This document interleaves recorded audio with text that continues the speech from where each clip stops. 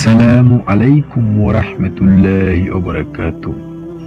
প্রিয় বন্ধুরা, দুরূদ শরীফ পাঠ করা ইসলামে অত্যন্ত পূর্ণর একটি কাজ। এটি অনেক ফজিলতপূর্ণ। যে কোনো দুরূদ শরীফ পাঠ করলে মহান আল্লাহ তাআলা বান্দার গুনাহ মাফ করে দেন এবং তার রহমত ও বরকত নাজিল করেন।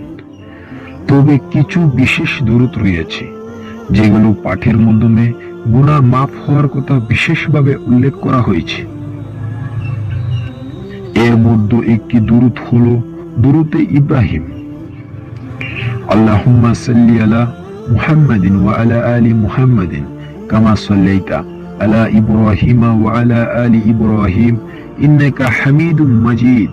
আল্লাহুম্মা বারিক আলা মুহাম্মাদিন ওয়া আলা আলি মুহাম্মাদিন কামা বারাকতা আলা ইব্রাহিম ওয়া আলা আলি ইব্রাহিম ইন্নাকা হামিদুম মাজিদ। হাদিসে বলা হয়েছে, দুরূদ শরীফ পাঠ করলে মহান আল্লাহ তাআলা সেই ব্যক্তির জন্য 10টি রহমত পাঠান, 10টি গুনাহ মাফ করেন এবং 10টি মর্যাদা বৃদ্ধি করেন। এটি মুমিনের গুনাহ মাফ এবং জান্নাতে যাওয়ার মাধ্যমে হিসেব গণ্য করা হবে। এছাড়াও কোন দুরূদ পাঠ করলে আল্লাহর কাছে ক্ষমা চাওয়া ও তওবা করলে মহান আল্লাহ তাআলা তার রহমতে বান্দার গুনাহ মাফ করে দেন।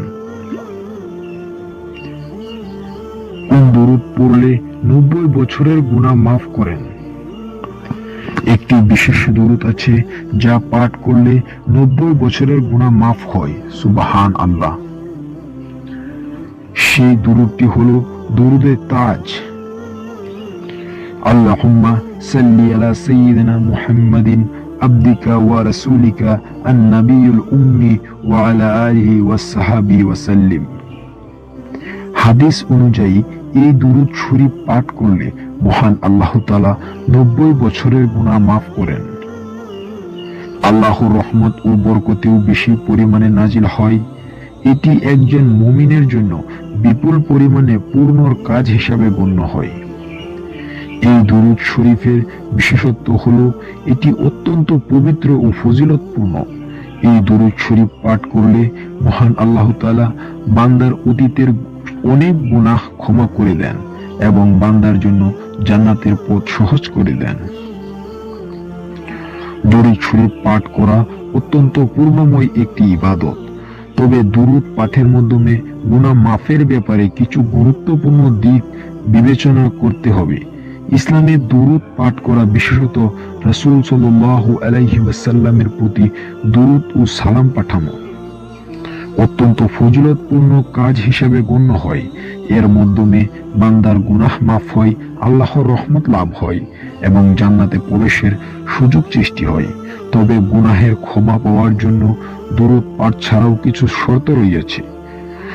গুরুতর গুনাহ যেমন শিরিক, হত্যা, মিথ্যা সাক্ষ্য ইত্যাদির জন্য তওবা করা অত্যন্ত জরুরি। খাঁটি অন্তর দিয়ে আল্লাহর কাছে অনুশোচনা করা এবং ভবিষ্যতে এই গুনাহ না করার দৃঢ় প্রতিজ্ঞা করতে হবে। আল্লাহ তাআলা ইরশাদ করেন, তোমরা সবাই আল্লাহর কাছে তওবা করো হে মুমিনগণ, যাতে তোমরা সফল হতে পারো। সূরা নূর আয়াত 31।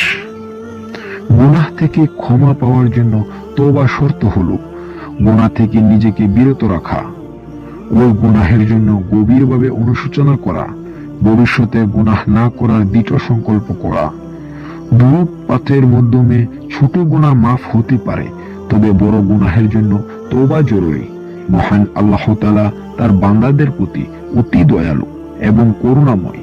তিনি চাইলে সব ধরনের গুনাহ মাফ করতে পারেন, তবে বড় গুনাহের ক্ষেত্রে খাঁটি তওবা করাই মূলত প্রয়োজন।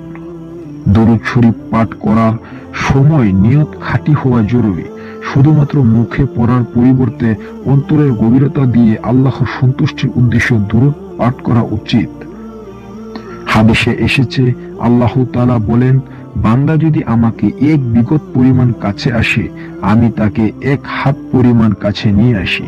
যদি সে আমার দিকে 1 হাত পরিমাণ এগিয়ে আসে, আমি তাকে 2 হাত পরিমাণ কাছে নিয়ে আসি। আর যদি সে আমার দিকে হেঁটে আসে, আমি তার দিকে দৌড়ে যাই। সহিহ বুখারী। সুবহানাল্লাহ। এ থেকে বোঝা যায় দরুদ শরীফ বা অন্য ইবাদতের মাধ্যমে মহান আল্লাহর রহমত লাভ করা সম্ভব, তবে এর সাথে আন্তরিকতা, তওবা এবং গুনাহ থেকে বিরত থাকার প্রতিজ্ঞা করতে হবে। মহান আল্লাহ তাআলা আমাদের যেন সঠিক বুঝার এবং জানার তৌফিক দান করেন। আল্লাহুম্মা